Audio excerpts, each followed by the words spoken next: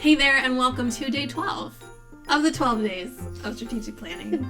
I'm Carla. I'm Olivia. Today we're going to talk about defining growth and success for your business. This comes right after you do your seasonal planning. So what's really interesting about this piece is identifying, yes, you have all these goals, but take a look at your season. How much are you willing and able to give in this particular season? So we mentioned we were talking about seasonal growth. If you haven't listened to it, go back and listen to day 11. Talking about, if you know that the upcoming season, for instance, like January, February, March is going to be a slower season, then depending on like your personal lifestyle, what does success look like in your business? Mm-hmm. What does growth look like in your business? And figuring out like what those benchmarks are. Yeah. So I think this is where the personal and the business are both so important to consider. Yeah.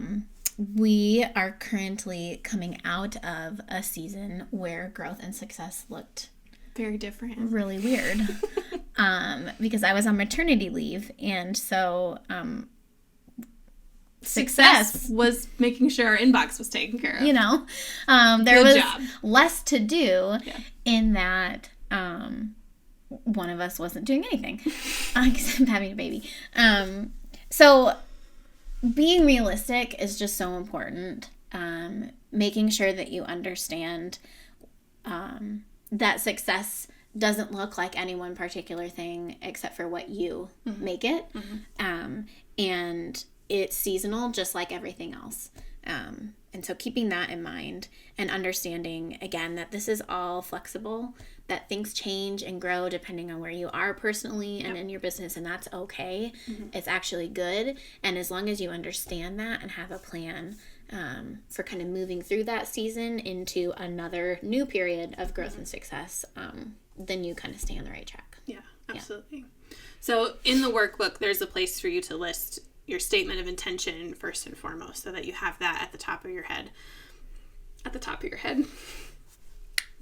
Just make sure it's there. Figuring out what season you're in, having your word of the year present, and then your benchmarks for growth and your benchmarks for success. And there's a list of, there's places for 3 of them, but obviously you can do whatever you want. Yeah.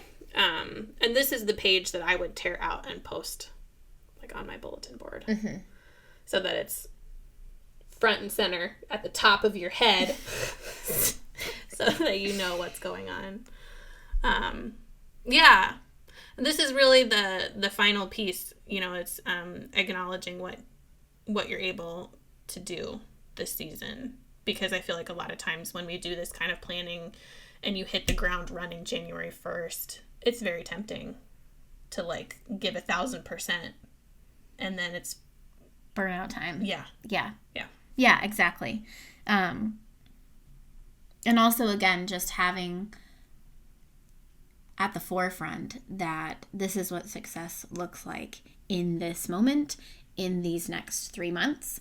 It's not forever. That doesn't mean that the next season isn't going to ramp up into something crazy.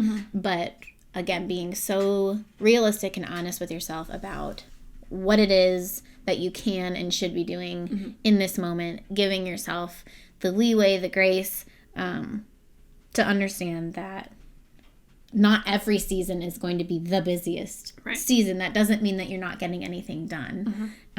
It just looks different. Yeah. So outlining that for yourself is really important. Yeah. Yeah. I love it. Well, that's pretty much the end of the workbook. If you have the workbook, you'll see in the back that there are extra pages for each new season for you to redo this seasonal planning, defining growth and success piece of your planning.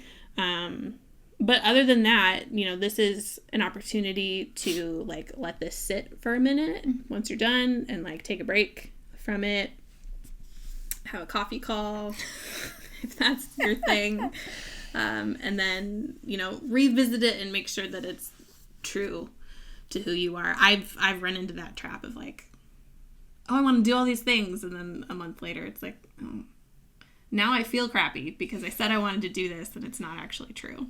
Yeah, and that's another thing to consider. just like, I mean, we've been talking about how all of these are flexible. You might have to redo this. Yeah. Some aspects of this might need to be redone, and that's okay. That's why seasonal planning is so effective, because every 3 months you can kind of revisit these things and decide, yes, this is still true to who I am, this is still true to my business, but life happens. Personal things happen and sometimes have to take priority or precedence. Sometimes things in your business totally shift and take an entirely new direction that you just couldn't have anticipated. That's okay. That's normal. That's life. And so this is not sort of a set in stone document. It's a living, breathing, it is functioning workbook for you to kind of highlight these things and work through them. Yeah. Did we do it? I think we did. That's the 12 days of strategic planning. Thank you guys so much. Be sure to follow us on all of the social media channels, and we're just so excited to see what you strategically plan for your lives and your businesses. Yeah. It's going to be great. Thanks so much. Thank you so much for tuning in to the 12 Days of Strategic Planning series. Whether you've been tuning in to the videos or to the podcast, we so appreciate your support. If you want to connect further, you can find us on Facebook and Instagram at heytherecreative.co. You can find us on our website, heytherecreative.co. Or you can search Hey There Creative on Etsy to find our shop.